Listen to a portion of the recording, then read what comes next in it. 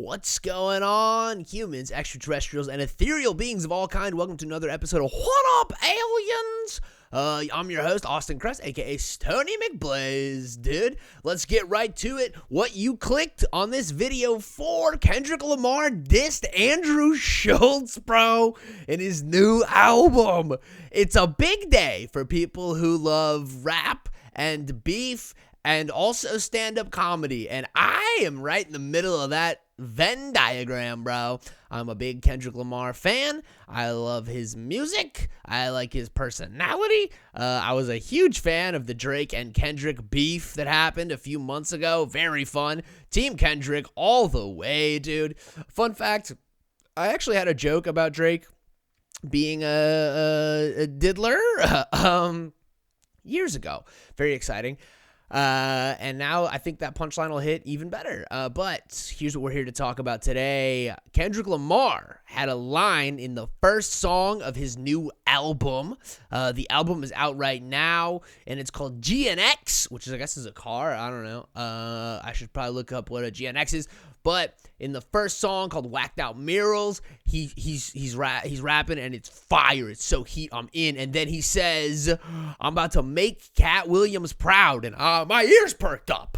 I started tingling a bit. I said, "Ooh," because I don't know if you saw the Katt Williams on Club Shay Shay, Shannon Sharp's podcast earlier this year. It was fascinating because I was like, yo, I finally figured it out. My favorite comedian is Katt Williams. I love his stage presence, his act out, his energy. I've been trying to get more energy into my own stand-up to emulate Katt Williams more, to find my version of what Katt Williams does. And he's a phenomenal stand-up comedian. Then he goes on this Club Shay Shay podcast, Shannon Sharp's podcast, early in the year, and he is spilling the hottest tea, boiling tea, about so many different comedians. He's talking about Steve Harvey's hair is fake. I mean, he's going in on everybody. He's exposing them all. It was beautiful to watch. I love beef. I love roasting. And so anytime I get to see somebody who's a master at roasting, a master at exposing, truth-telling, it's phenomenal, and it's pure masterpiece, and I love it. So Kendrick Lamar mentions Katt Williams, my ears perk up. I'm like, ooh, this is interesting. And then he's rapping, and he's got this line that says, "Don't let no white comedian talk about no black woman, that's law." And I was like, who's he talking about? And so I Googled it, and no one had any answers yet. So I had to go into my own brain. I had to figure out, who is he talking about? And I remembered this controversy that happened earlier in the year where these two guys, their names are James Duncan and Fahad Duwadu, they went on Andrew Schultz's Flagrant 2 podcast, and they were talking about black women. And then they got into a whole bunch of trouble. And I was like, it's Andrew Schultz. It's Andrew Schultz. He's talking about Andrew Schultz. It's got to be Andrew Schultz. And then now, today, and I have the receipts. I have the text that I sent to my friend. I said, it hasn't come out yet, but this is who they're talking about. And so I was like, all right, I got to record this podcast, and I got to get it out early. So the podcast is out right now on a Saturday. Usually it comes out on Monday, but I had to put it out early because I'm trying to get those clicks. Clicks, baby! Yeah, I'm a hooer for the algorithm and a hooer for clickbait. And so I was like, this is topical. We got to get this out ASAP. The people need to know what's going on. And I was like, it's Andrew Schultz. And now it has been, this is all alleged. Obviously, we don't have any real proof. So this is all allegedly, big allegedly energy. But other people are agreeing with me that it's about Andrew Schultz, and I found a Vulture article, and there's 3 comedians that it could be. I think the evidence is strongest for Andrew Schultz, but we're going to go through it, and we're gonna see. So Vulture was like, which comedian? And they offered 3. One was Gary Owen. He's a white guy. I think he has an album called White Comedian, Black Comic, where he does darker jokes. And also, I mean, Gary Owen, his, you can tell that he's a part of black culture somehow. I don't totally understand Gary Owen's deal, but he has a whole thing about how his kids are dating white women and he thought they would date black women like him. I watched a little bit of the clip. I feel like it wasn't disrespectful. And you know, I'm not an expert. Obviously, I'm a straight white dude. So some things that may not be offensive to me may offend other people because I don't understand all the nuance. I don't understand, you know, all the cultural implications of everything that's said. But I didn't think it was that crazy. And then was Matt Rife. Matt Rife's got a clip about just about everything. He's done pretty much every type of crowd work you can do. He's gotten a lot of hate online. He's gotten a lot of hate from women online. Because his audience is like all female, and then he went on some podcasts and he was kind of disparaging the female body, and then some stories came out about him on various other podcasts where he was other women were talking about alleged stories, unconfirmed stories of Matt Rife maybe flying somebody to an island. And then like the story this one girl told was she was at a bar in I don't know, an island. Let's just say let's say Cabo, because we don't remember. She's in Cabo, sees a girl crying at the bar, goes and talks to her like, hey, what's wrong? And she's like, Matt Rife flew me out and was supposed to meet me, and now he says he's not coming. So allegedly Matt Rife is flying women out to places and then not showing up, which is equal parts baller and wildly rude. Incredibly mean, and also, I mean, good for you for having the extra cash to fly people places and not show up. That's crazy. If I book a flight to Cabo, I'm going to Cabo. I can't just be spending random money. Apparently somebody else, he flew out to LA. It was like a Valentine's Day thing. And then also was like, oh, too busy, can't make it. So allegedly, that's something that allegedly is happening. And here I am just spreading rumors. But sometimes you got to spread a little rumor. You know what I mean? And then obviously his special came out and his first joke was about domestic violence. I personally watched it. I just didn't think it was a good joke. It felt like a joke that was kind of like an old school street joke. Didn't seem like an original take. And yeah, the punchline was domestic violence. And you know, you can make a joke funny about anything. It takes skill. Neil Brennan has a grape joke in his new special. And it is one of those things where you're like, yo, this is a topic that shouldn't be funny. And yet through craft, this man has made it hilarious. He's absolutely able to take something that we know we shouldn't be laughing at, but he has that skill. And that's the danger of comedians like me that are in the beginning of our career and we're finding our feet. It can be tempting to try to follow in the footsteps of a great comedian and to attempt a difficult trick. It's a lot like snowboarding. It's like you see what Shaun White and these other guys are doing at X Games, and then you go to the mountain and you try to do those same tricks, and it's not going to end well for you, buddy. You got to build to those things. And that's why we enjoy watching the best comedians tell the riskiest jokes, because we know what they're doing is so difficult. We know if we try to make a similar joke to our coworkers, we'd get fired because we don't have the skills to pull it off. But watching somebody with skill pull off a joke that should not be told is so impressive and exhilarating for the comedian and the audience, and it creates a phenomenal show.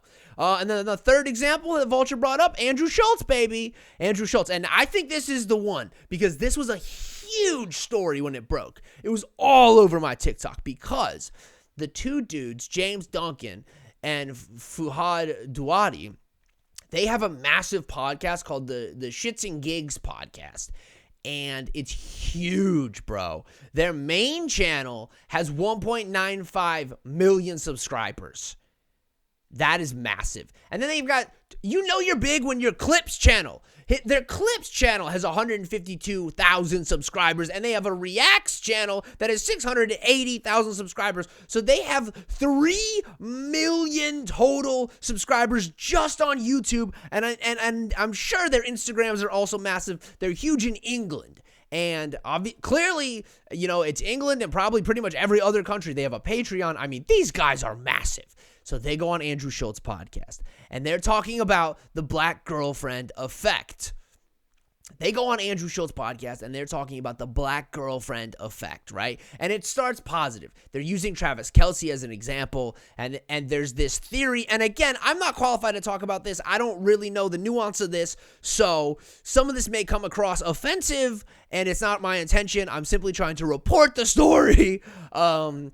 And, so they're talking about the black girlfriend effect. And apparently some people claim that when you date a black girl, especially if you're a white guy, you end up they clean you up. They help you with your appearance, and you end up coming out looking better when you're dating a black girl than if you don't than if you're dating a white girl. And that's just some people's opinions. I don't really know. I don't have the empirical or the anecdotal evidence I think all girlfriends make you look better, to be honest with you. I think that's just kind of a general girlfriend effect, but these dudes were pointing it out. And it was kind of a positively framed discussion in the beginning. And then it turned dark because Andrew Schultz is a comedian, and he's a very, very edgy comedian. He tells jokes that are racist and also funny. I have laughed at Andrew Schultz's stand-up, and I have... there were jokes where I was like, this feels like porn right now, where like, I shouldn't be laughing at this, and I don't know if I want anyone else to know. I would send it to my friends with disclaimers all over. I was like, hey, this is racist, but also I think it's pretty funny. And that's kind of his whole bag, is edginess. His bag is drama. He gets into he had a whole Nelk Boys drama, and he also is one of the first comedians to really master YouTube. He really figured out how to get clips going during the pandemic. He was posting clips. He turned it. He was doing these long monologues to camera. He turned it into a Netflix special, like kind of a Netflix news special during the pandemic. He's got a massive audience. So if he is telling jokes that are racist, he's found a lot of racists that think it's funny. I don't know. You know what I mean? Again, I'm not here to judge anyone's specific comedy. If you like it, it's funny, it's funny. If you can find an audience, clearly it's funny. That's another debate for another time, where it's like, if I'm saying something that's offensive, but I can get 7,000 people to laugh, is it truly offensive? Should a comedian try to change the culture by only doing jokes about things that are moving culture forward? Or sometimes is the comedian just reflecting society back to us? And what a comedian is allowed to laugh at is only allowed by the audience. Is that a thing? I think in many ways the audience is the true arbiter of taste. And if you can say something racist and make people laugh, then I guess is it fine? Is it okay? For me, it's not. I'm trying to do comedy that's not offensive to people for the most part. I'll get some zingers in occasionally. Like I said earlier, I'll get some Drake zingers in. I'll roast a billionaire or something. But overall, I want anyone to be able to come to my stand-up and just have a good time, and I try not to be too political, and Andrew Schultz isn't afraid of that controversy at all. He welcomes it. He knows that, he kind of operates, it feels under the all press is good press kind of vibe, where it's like, if people are talking about me, good or bad, at least they're talking about me. And he's built a huge audience, and people love him, and, more power to him. And like I said, I've laughed at his jokes as well. Whether or not I think they're good or positive is, kind of a separate discussion. But at the end of the day, I did laugh. So what does that say about me? Maybe I'm a bad person. I don't know. Does laughing at a joke make you a bad person? Probably not. As you can tell, I'm walking on eggshells this whole conversation because I'm worried about offending people. All right, so I'm censoring and, I'm keeping things right down the middle. I don't want Andrew Schultz to be mad at me. If he wanted me to open for him, how am I going to say no? He's not a criminal. He's just a little bit offensive sometimes. So all that built to this moment where Andrew Schultz starts getting in and saying some stuff that is offensive, and I don't know if people found it funny. I know black women did not find it funny, and I know a lot of black people didn't find it funny. He started saying like, oh no, they have to be that way because otherwise they'll get hit. He talked about black women being angry, and there is a stereotype in the media of black women getting angry, and I think it is an unfair stereotype that people lean on. And when you're going for jokes, sometimes you're going for the lowest hanging fruit. You're trading in stereotypes. You're trading in commonly held beliefs, and you're not trying to change it. You're just like, this is something a lot of people think. Bam, hitting zingers, hitting jokes. I think though, if anytime you're telling a joke and racist people really like it, might be a red flag. might be like, all right, are you laughing at the wrong reasons? Are they clapping at the wrong parts of this? Are they laughing at the wrong parts of this? Maybe I should adjust. But anyways, in real time, he was just kind of roasting, hit some stereotypes about black women, and then the two gentlemen from the Shits and Gigs podcast, they didn't really defend it. They just kind of laughed along. And then the internet was so upset. They're like, how are you going to let a white guy disrespect black women? You're supposed to stand up for us. You're supposed to be on our team. You're supposed to defend us, you know. And it was huge. It was viral. It went all over the place. People were very upset with them. They don't seem to have lost too many followers, although I imagine they have a largely male audience based on the type of content I've seen, and I don't think men were going to be too upset with it, but it didn't endear them to women, and that's kind of a mistake, bro, because women buy stuff, so you don't want to piss off main consumers. I'm talking like a brand more than a comedian right now, but you know, so it was a huge thing, and I think it probably circulated in the black community even more. It spread around. It went viral, and everyone was talking about it for a little bit. It was all over my TikTok, like I said, and so that's why I think Kendrick Lamar was dissing Andrew Schultz, because it was the biggest example. And yeah, there's some other little examples that you could also throw in there, and maybe Kendrick Lamar's a detailed person, and he thought of all three of those dudes. And maybe Kendrick Lamar's a super detailed person, and he thought of Gary Owen, Matt Rife, and Andrew Schultz to hit him all three with one shot. A 3-for-1 special. Kapow! Welcome to Ralph's 3-for-1 special. Bam! But I think it's safe to say it was Andrew Schultz, and he was dissing Andrew Schultz. And that is such a crazy thing to be popular enough or infamous enough to be dissed by Kendrick Lamar as a comedian is a crazy double-edged sword. On one hand, amazing. You know, I would rather be referenced by rappers in a positive way. I would prefer positivity. But if I'm getting dissed and they're mentioning me, again, all press, is it good press? Maybe. We're talking about Andrew Schultz. There's going to be a lot of stuff about Andrew Schultz. I'm contributing to the discourse. I am pushing it. You know, the 17 people that are going to see this, we're pushing it, you know, forward as well. So we're trading in drama. And sometimes you got to trade in drama. Sometimes you got to get into the muck and the mire and you got to comment. Even though, you know, you're trying to keep things positive and whatnot. Yeah, sometimes, you know, I'm about it. And that's the thing. Aliens, if you're listening, humans love this.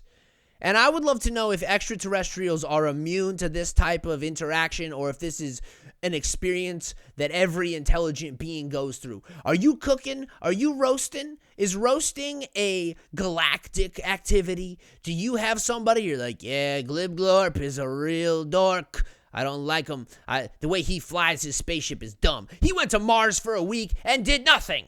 He made it drier. He dried out Mars. Like, is that the kind of beef? You abducted 7 people, you dumb person. You shouldn't be abducting. Are aliens getting canceled for abducting? Is there a huge news story like the Bill Cosby of extraterrestrials? He's like, yeah, you gotta stop kidnapping human beings. That's not what we do. We're supposed to be evolved. Are the aliens that abduct us just the perverts of the alien community? Like, are they, you know, you're not allowed within 71 parsecs of a inhabited planet because you're a known abductor. We want these abductions to stop. They've got to stop. You know, you let me know, aliens. Hit me in my DMs and let me know if this is a universal experience, because humans are petty. We like to get into pettiness, and we will use other people's downfall to profit. I'm doing it right now. I'm taking someone who is being insulted by someone else, and I'm making content out of it. So eventually, maybe I'll get to the point where I don't have to do content about other people to get views, but at this point, I just need the views. I am in kind of an all press is good press mode. Give me the clicks, and I'll figure out what to do with it later. Maybe. Or should I just stay true to myself? I am having a crisis, and you're watching it in real time. You are watching a crisis in real time. You're watching a man try to figure out what he's all about. So thank you for being on this journey with me. While I figure out what my deal is. I don't really know what my deal is yet. I have a loose idea of my deal, but we're working to figure out what my deal is right now. Subscribe to the Patreon if you want longer episodes. Come see me do stand-up, bro. I've got another show in Los Angeles. I'm opening for my buddy Ray Lau on let's figure out the date of the show so that you can promote it. December 8th, Sunday, December 8th, I'm opening in Los Angeles, California, opening up for my buddy Ray Lau. My buddy Leonard Smith Jr. will be there. It's going to be a phenomenal show. I really encourage you to come. It's at Flappers. And then also, if you're in San Diego, December 7th, I'm headlining Thorn Brewery in San Diego, December 7th. It's going to be an absolute blast. So come to those shows. Okay, time for our daily check-in. Still violently addicted to nicotine. I don't see that changing at any time. But I've been feeling amazing. I'm happy, I'm excited, I'm grateful, I'm relaxed, I'm content, bro. Moving in with my girlfriend was an absolutely sensational decision. As you can see, I've got an office now. The walls are bare and it's boring, but we're going to find a way to jazz it up, dude. I'm not just recording in my room or my living room. I have a dedicated space to be creative. That's huge. I've been back into this book, Artist's Way. I'll probably do a whole Artist's Way episode at some point. It's helpful. I need a little more success from the book before I can promote it officially. But check out Artist's Way. Literally anyone. You don't have to be a stated artist. The thing is, a lot of us are artists. We're all artists. We're all born to create. And this book really helps you tap into your inner artists, an artist that you may have buried. If you do art for a living or if you create for a living, it's a must read. And if you don't create for a living, but you just want like a more full life, check it out as well. Phenomenal book. Can't recommend it highly enough. The new Dune show is phenomenal. I'm not going to say much about it because I love it. I love the new Dune show. It's on HBO Max. Huge fan. The first episode was fire. And now it's time to give you 3 positive news stories to finish out your week. Usually this podcast is on a Monday. I give you 3 positive news stories at the end to kind of, stoke your week and get you thinking about some good stuff, get you thinking positively. But we're doing it on Saturday because we're trying to get those clicks, baby. But there's some interesting AI. Okay, so this is an interesting one. Could AI help save the planet? 4 ways it's already making a world of difference. Now listen, AI is a big thing facing our society right now. Now, aliens, are you using artificial intelligence? Do we think aliens are using artificial intelligence like it's inevitable? Or did they go through a period of using artificial intelligence and it went bad? The new Dune show, and they talk about this early on in the episode, so it's not a big spoiler, but they have banned AI in the new Dune, and that's kind of interesting because our society is facing that. So aliens, please let us know if you're using AI or if you evolved past it. Is it a trap? Is it a natural part of progression for intelligent beings to go through creating other, artificial intelligence? Although, is it artificial if they are learning the same way we are? What is the difference between a human and AI? All questions that I don't have the answer for and that people are debating. But apparently, here's 4 things that AI are doing good. They're futuring the forests. So that you can use AI and drones to automatically scan the forest and catch people who are cutting down trees they shouldn't be cutting down. Leave those trees alone. Some of the world's precious and endangered species are the most elusive. So if you've got a rare animal, it's hard to find. You can program AI drones to, circulate an area and use AI to decipher. Oh, there it is. There's a snow leopard. Wait a second. There's more snow leopards than we ever could have imagined. AI is helping find those. An AI-Garian revolution. You can use AI to help you plant crops better, to analyze the weather. Soundscapes at sea. You can use AI to process sounds that we're hearing in the ocean and learn more. So AI can be used to process information, and it can be used to help us decipher more information than a human could, than our computers could. And here's the thing. So AI, this is where it could also help is AI. One of the big challenges with AI right now is it uses a lot of water. It uses a lot of power, and it's draining our resources faster than they would be drained without AI. But people are saying that AI can analyze itself and help us to know the most efficient uses of water. If we're like, hey, you're using too much water, AI might be able to find a way to self-regulate, which could be very interesting. So, another piece of positivity, not all hope is lost. AI can be a good thing for humanity if we apply it in the right sectors, and that's what people are saying. They're like, we don't want to use it for art. We want to use it for the boring stuff. I use it to write, descriptions and things like that. And I've stayed away from using it in art because I don't know how people feel about that. If everybody starts doing it, I guess I'll join in and I'll start doing it. I know there's some ethical concerns, like the fact that, we taught AI to draw like all these artists, but we're not crediting the artists that we used to teach AI how to draw or how to do music. Those artists weren't compensated, and that's obviously, wrong. Somebody could be using the stuff that I create to feed into AI. I'm not opposed to that. You know what? If you want to use it, that's fine, I guess. Okay, what else? What else do we have? What other positive news? That's some positive news about AI. Don't be afraid of AI, guys. You don't have to fear it. We just have to learn it, understand it, and figure out how to best apply it to achieve our needs as human people. Let's see. What else do we have? Looking for more positive news. I should have been prepared, but, I got all excited about the Andrew Schultz beef. Salmon have returned. Okay, this is boring. Salmon have returned far upriver to spawn in historic habitat after nation's largest dam removal project. They got rid of a dam, and now there's more salmon.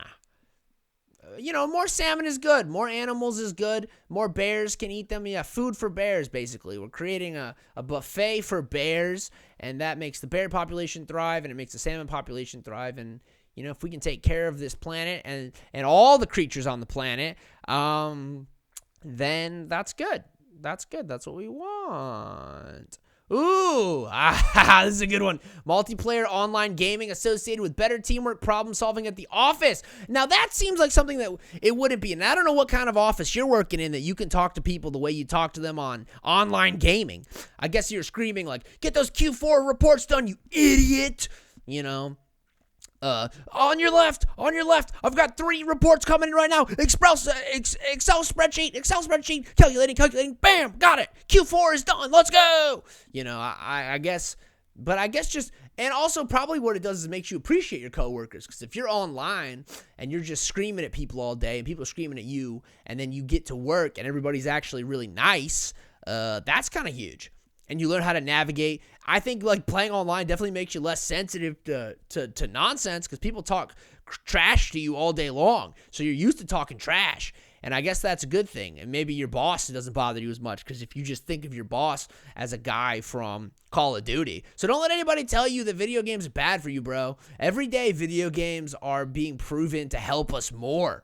They're making us better. That's a way that AI is helping us, because video games is a lot of artificial intelligence. They program in them to do stuff. So, you're learning to navigate AI in that point, and you're learning to perform well under pressure. You know what I'm saying? When you're the last guy left and it's 4-on-1 and that circle's closing in Warzone, you gotta lock in, dude, and hammer out 3 kills in the video game and win it for your team. Maybe you feel that way when you're banging out those spreadsheets or whatever people at real offices do. For me, I'm posting social media. I'm a social media manager now. So I'm posting social media clips, and I'm like, yeah, I'm going to get these clips done. I treat it like a video game. Sometimes when you get really high, life feels like a video game. Those are your 3 positive news stories. What am I stoked about? This is time for Stoked and Steamed. What am I stoked about? Stoked that I have a new office to create in. Stoked that, just breathing a whole bunch of creativity into my life. Trying to be my highest creative self and churn out the best jokes for you guys. I want to make you laugh. I want to make you feel good. I want to entertain you. And so I got to tap into my inner artist so I can bring that out. And what am I steamed about? I haven't been working out as much. And I was on a shoot with Cheech and Chong. I'm going to talk about it more on the Patreon. And then I'll talk about it probably later on a public episode once I get, the jokes dialed in. I'm using the Patreon to work out jokes. So if you want to see me work out jokes, if you want to see the jokes before they're funny, check out the Patreon. But I hurt myself, man. I ran into a wall. My knee hurts. I was running around. I was out of breath. And I was like, bro, I got to lock in on this workout. I've been talking about getting in shape for a long time, and it's time to stop talking and start doing. So if that's you, stop talking about it and just do it, as Nike, the shoe brand, once said, and apparel brand. Just do it. Whatever you need to do today, just get it done. I believe in you. You can do it. You've got this, dude. You've absolutely got this. You're going to have an incredible week. Enjoy your weekend. Have fun. And, usually the podcast comes out on Monday. So next week, it'll be out on Monday. Not next Monday, but next Monday. Have a great Thanksgiving. Have fun with your family. Enjoy Thanksgiving. Subscribe to the Patreon for longer episodes. Subscribe to my email list for the breaking news when I book a new show. If you subscribe to the email list, I can send you a link to the show before anybody else, so you can get tickets first, and it helps me know where I have people, so I can book a show and have more than 12 people show up. Always a bummer when 12 people show up, but when they do, we give them a hell of a show. Whether it's 500 people or 5 people, I'm going to give you a hell of a show, and you're going to have a blast, and you're going to be like, that was really fun. I'm glad we came out and did that. I'm getting good. I'm getting better about having sponsors, like, my boys, Maxwell from Maxwell Farms sponsored the last show. So if you show up to my show, you're going to get laughs and you're going to get free goodies, hopefully weed, if we can swing it, if we can keep these and I've also got merch that I only sell at live shows. So if you want exclusive merch, they're at the live show. You got to come see me live, dude. I'll make you laugh. You can buy some of my pipes, my keychain pipes. I've got these keychain pipes that are really fun, so you never lose your pipes anymore. You can put it on your keys, and it's very discreet. It looks like a butt plug, but that's fine. It's okay to be kinky in 2024. All right? It's okay to be kinky, and it's okay to do drugs. It's 2024. Stay stoked. Don't crash those spaceships. Have a rad day.